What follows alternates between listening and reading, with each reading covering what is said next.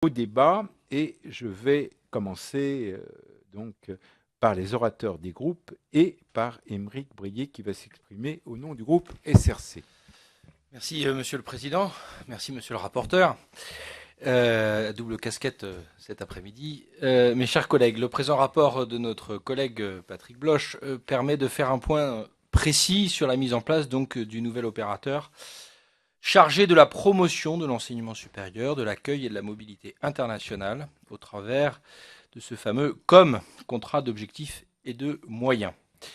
Celui-ci vient, comme l'a souligné monsieur le rapporteur, clôturer une période de rapprochement très progressif de trois structures, l'association Égide, GIP Campus France et le service des activités internationales du CNUS. Celles-ci, bien que les structures obéissent à des logiques différentes, notamment en termes de gestion des bourses et de coexistence de deux modèles économiques, et malgré un transfert, avouons-le, difficile, délicat des personnels et des activités, cette mise en place semble aujourd'hui dans une phase de stabilisation qui nous semble tout à fait encourageante. Est en effet importante.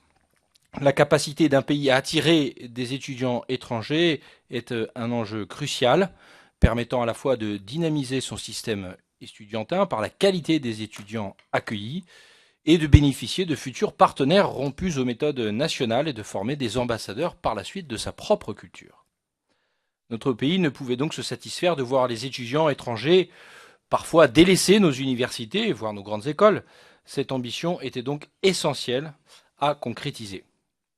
Cette concrétisation doit d'ailleurs passer, c'est un autre point soulevé par le rapport, par l'e-enseignement. Comme il est rappelé ainsi, la question de l'offre de formation à distance n'a pas encore fait l'objet d'une réflexion suffisamment approfondie. Ce sujet central, notamment pour permettre de repérer les meilleurs étudiants étrangers, devra effectivement être au plus vite traité au sein de l'établissement public. À ce sujet, d'ailleurs, relevons que l'agenda numérique présenté par Madame la Ministre en octobre dernier, comprenant notamment le projet France Université Numérique et le lancement de la première plateforme française de cours en ligne, constitue une dynamique à poursuivre et à amplifier. Cette révolution de l'e-enseignement devrait également permettre à notre pays de suivre au mieux les anciens élèves en leur proposant notamment formation ou mise à niveau permanente. Ce suivi est crucial pour que le lien tissé lors des années d'études passées en France ne s'estompe pas au fil du temps. Dernier point que je souhaiterais aborder, la nécessité de poursuivre la mise en place des objectifs par le COM.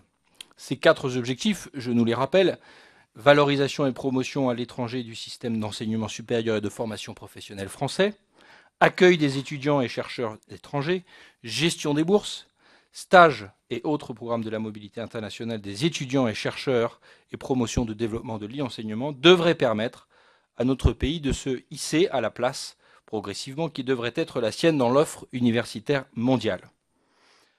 À cet égard, me semble-t-il, le travail engagé par Geneviève Curazo, soutenu par Hélène Conway-Mouret, nous permet d'être raisonnablement optimistes. Même si je rejoins les remarques de monsieur le rapporteur, même si, avouons-le, les marges budgétaires devront être surveillées de très près. Je ne saurais conclure ce rapide propos, monsieur le président, pour vous remercier de vous être saisi dans l'urgence de ce COM et de nous avoir présenté ce rapport avec les préconisations que l'ensemble des députés SRC suivront bien évidemment. Merci. Merci Aymeric Brier qui s'exprimait pour le groupe SRC.